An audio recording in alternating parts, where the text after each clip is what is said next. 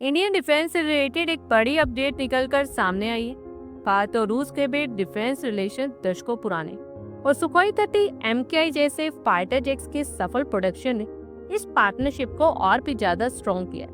इसी के चलते HAL यानी हिंदुस्तान एरोनॉटिक्स लिमिटेड अपनी क्षमताओं को नेक्स्ट जनरेशन के फाइटर जेट्स के लिए तैयार कर रहा है। HAL ने कहा है कि वो रूस के साथ अपनी स्पेशलिटी और कॉपरेशन को SU-57 फेलोन जैसे 5th जनरेशन के स्टिल फाइटर जेट्स के लिए भी आगे बढ़ा सकता है। वर्तमान में HAL रूस की कंपनी रोसोब्रोन एक्सपोर्ट से लाइसेंस के तहत Su-30 MKI का प्रोडक्शन तेज कर रहा है। यह मौजूदा एक्सपीरियंस और प्रोडक्शन कैपेबिलिटी ही Su-57 जैसे एडवांस एयरक्राफ्ट के भारत में निर्माण की नींव रखेगी। और ये पार्टनरशिप सिर्फ फाइटर जेट्स खरीदने तक ही सीमित नहीं हो, बल्कि इसमें टेक्नोलॉजी ट्रांसफर, टेक्निकल सपोर्ट और MRO जैसी फैसिलिटीज भी ऐड होंगी। ऐसे में ये डील आगे बढ़ती है तो HAL के नासिक फैसिलिटी को Su-30 MKI के प्रोडक्शन से Su-57 के मैन्युफैक्चरिंग सेंटर में बदला जा सकता है, जिससे भारत को डिफेंस के क्षेत्र में एक बड़ी रणनीतिक बढ़त हासिल होगी। जहाँ रूस अपने 5th जनरेशन के स्टेल्थ फाइटर जेट Su-57 को भारत में बेचने की पेशकश कर रहा है और ये पेशकश भारत के 114 मल्टी रोल फाइटर एयरक्राफ्ट यानी MRFA की जरूरत के बीच में आई।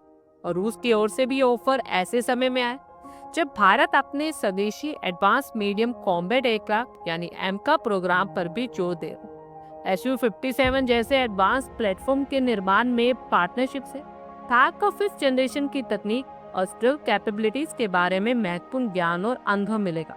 और ये पार्टनरशिप भारत के मेक इन इंडिया प्रोग्राम को भी बढ़ावा देगी। इनिशियल कॉन्वर्सेशन में भारतीय वायु सेना के लिए 140 Su-57 फाइटर जेट्स तक की खरीद की बात शामिल है, जिसका बड़ा हिस्सा भारत में ही निर्मित किया जा सकता है। Su-57 एक एडवांस फाइटर जेट है। इसमें सेंसर सिग्नेचर मैनेजमेंट का मिक्सचर है, जो रफाल या Su-30 MKI में एक साथ नहीं मिलता। इसका SHA-121 सिस्टम, N036 रडार और L बैंड एरे से दुश्मन को ये जल्दी पहचानता है।